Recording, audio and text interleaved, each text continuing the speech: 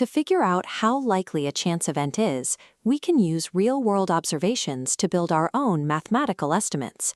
Let's look at how data connects to chance. This chart tracks a spinning magical lotus on the water.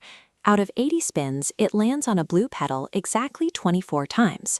We place the 24 outcomes over the 80 total trials. Dividing gives the decimal 0.30. This is our approximate probability.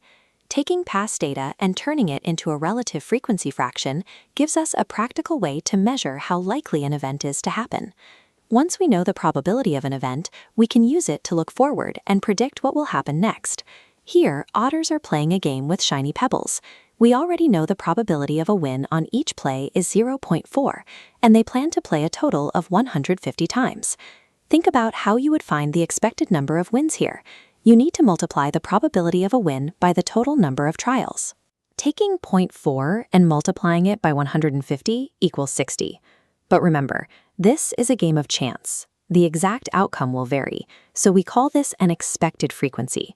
We expect about 60 wins out of those 150 plays. Applying that probability multiplier to a set number of future trials gives us a reliable expectation for the long run. To rely on these predictions, we have to trust the data we collect. This graphic tracks a dragon tossing a two-sided stone. On the left side, the stone lands heads 3 times in 5 flips. On the right, a second attempt yields 53 heads in 100 flips. Look closely at both results. Which of these experimental probabilities provides a more accurate estimate of the stone's true behavior? While 3 out of 5 looks like a simpler fraction, 53 out of 100 is actually the stronger data point because it comes from a much larger number of trials. A small sample size can easily be skewed by a short lucky streak. Increasing the number of trials naturally stabilizes the estimate.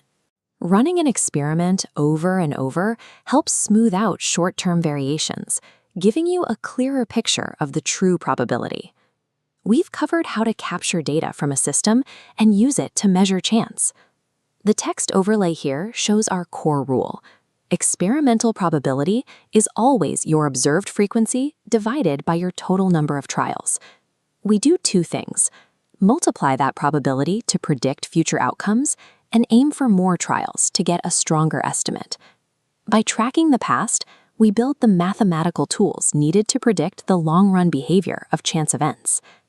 Before you go, try one on your own. If a spinner lands on green 15 times in 50 spins, what is the experimental probability?